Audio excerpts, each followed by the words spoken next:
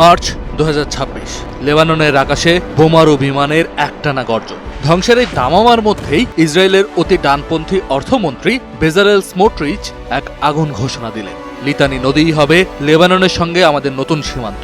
একই সময়ে ইসরায়েল তাদের রিজার্ভ সেনা 2,80,000 থেকে 1 লাফে 4 লাখে উন্নীত করল।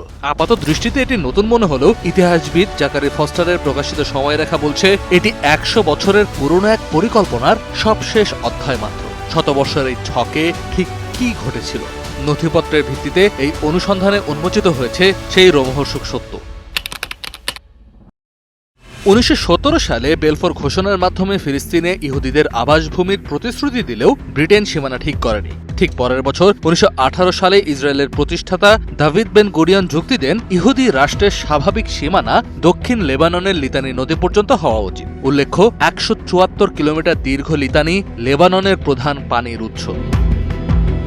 1919 সালে প্যারিস শান্তি সম্মেলনে চাইম ওয়াইজম্যানের জায়নবাদী প্রতিনিধি দল সাইদা থেকে লিতানি পর্যন্ত সীমানা দাবি করে। তাদের স্মারকলিপির যুক্তি ছিল কৃষির জন্য লিতানি ও মাউন্ট হারমানের পানি অপরিহার্য। এই মানচিত্র আজও যুক্তরাষ্ট্রের দলিলাগারে সংরক্ষিত। তবে ব্রিটেন ও ফ্রান্সের দর কষাকষিতে 1920 সালে 1 সেপ্টেম্বর ফরাসি ম্যান্ডেট তাদের মেরোনাইট মিত্রদের স্বার্থে সাইদা, টায়ার ও লিতানিকে লেবাননের সীমানায় রেখে দেয়। 1948 সালে ইসরায়েল প্রতিষ্ঠায় 7.5 লাখ ফিলিস্তিনি বাস্তুচ্যুত হন এবং ইসরায়েল দক্ষিণের 7টি লেবানিজ গ্রাম দখল করে নেয়। 1949 সালে 1923-এর ফরাসি ব্রিটিশের চুক্তির ভিত্তিতে সীমান্ত নির্ধারিত হলেও 1967 সালের যুদ্ধে অংশ না নেওয়া সত্ত্বেও ইসরায়েল একতরফাভাবে ওই সীমান্ত চুক্তি অস্বীকার করে। 1954 সালের ফেব্রুয়ারিতে বেন গুরিয়ন প্রধানমন্ত্রী মোশে শারেদকে লেখা চিঠিতে লেবাননকে আরব বিশ্বের সবচাইতে দুর্বল দেশ আখ্যা দিয়ে সেখানে একটি আলাদা খ্রিস্টান রাষ্ট্র গড়ার প্রস্তাব দেন। শারেদ তা বাজে কথা বলে ডায়েরিতে লেখেন, কারণ মেরোনাইটরা ঐক্যবদ্ধ ছিল না। কিন্তু 1955 সালের 16 মে সেনাপ্রধান মোশে দায়ান এক লেবানিজ সেনা কর্মকর্তাকে কিনে নিয়ে মেরোনাইটদের রক্ষাকর্তা সাজিয়ে ইসরায়েলি হস্তক্ষেপে লিতানির দক্ষিণ অংশ দখলের পরিকল্পনা করে।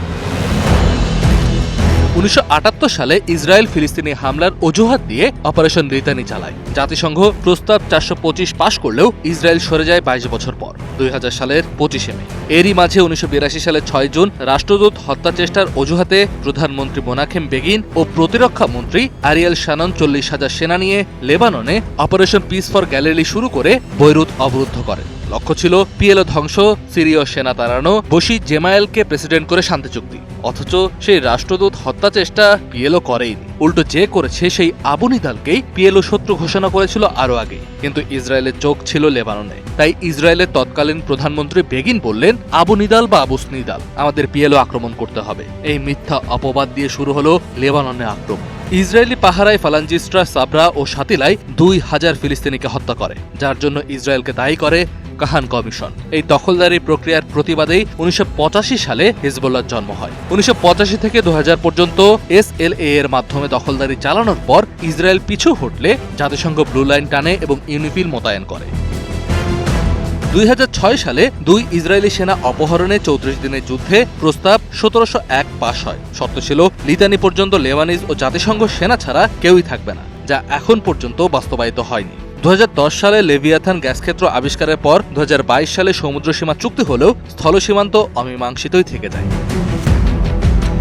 ক্রমাগত অত্যাচার, হামলা আর অবরোধের শিকার হয়ে 2023 সালে 7 অক্টোবর হিজবুল্লাহ রকেট ছোড়ে। 2024 সেপ্টেম্বরে তা পূর্ণমাত্রা যুদ্ধের রূপ নেয় এবং অক্টোবরে স্থল অভিযান শুরু হয়। নভেম্বরে 3000 নিহত ও 17 লাখ ঘরছাড়া হয়। 27 নভেম্বর প্রস্তাব 1701-এর ভিত্তিতে সংঘর্ষ বিরোধী হলেও 2026 সালের মার্চ পর্যন্ত ইসরায়েল 15,400 বার সেই নিয়ম ভেঙে 370 জনকে হত্যা করে এবং 5টি অবস্থান দখলে রাখে। এরই মধ্যে গাজায় নিহত সেনার স্মরণে গঠিত ডানপন্থী উরি জাফন লিতানিতে ইহুদি বসতি দাবি তোলে। অর্থমন্ত্রী স্মোট্রিচ সহ নেসেট সদস্যদের সমর্থনপুষ্ট এই দলের সদস্যরা 2026 সালের ফেব্রুয়ারিতে সীমান্ত পেরিয়ে গাছ লাগায়, যা সেনাবাহিনীও স্বীকার করে।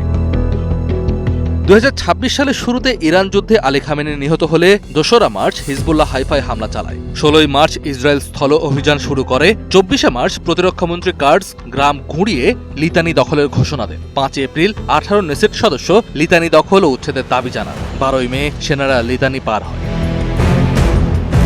9 এপ্রিল একদিনে 203 জন নিহত হন। ইসরায়েল জানায় ইরানের সঙ্গে যুদ্ধবিরতি লেবাননে প্রযোজ্য নয়। ২রা মার্চ থেকে ২,৬১৮ জন নিহত ও ৮,০৯৪ জন আহত হন। এই সময় একাডেমিক আমরি আবাদি বাইবেলে যুক্তি টানেন এবং উরি জাফন জাহারানি নদী পর্যন্ত বসতির দাবি করেন। প্রধানমন্ত্রী নেতানিয়াহু একে নিরাপত্তা অঞ্চল দাবি করে বলেছেন, হিজবুল্লাহর ১-২ লাখ রকেটের হুমকি ঠেকাতেই এই পদক্ষেপ। জুনে তিনি জানান, লিতানির উত্তর দখল রাখা অপ্রয়োজনীয়। অন্যদিকে লেবানন ও জাতিসংঘ একে আন্তর্জাতিক আইনের লঙ্ঘন ও যুদ্ধাপরাধ আখ্যা দিয়েছে। ১০০ বছরের নথি প্রমাণ করে বেন গুরিয়ান থেকে স্মোট্রিচ সবার কাছেই লিতানি নদী এক আরাধ্য সীমানা। ২০০০ সালের প্রত্যাহার ও ২০২২ সালের চুক্তি সত্ত্বেও সেসব চুক্তি না মানা প্রমাণ করে ইসরায়েলের কাছে এর গুরুত্ব। সেটার প্রতিফলন দেখা যায় ২০২৬ সালে এসে নিরাপত্তা অঞ্চল যেভাবে স্থায়ী দখল ও বসতি স্থাপনের রূপ নিচ্ছে, তাতে ১০০ বছরের লিতানি স্বপ্ন যে আরো ভয়ঙ্করভাবে জেগে উঠেছে তা অস্বীকার করার কোনো উপায় নেই। কাজী নিশাদ, ডিবিসি নিউজ ডেস্ক।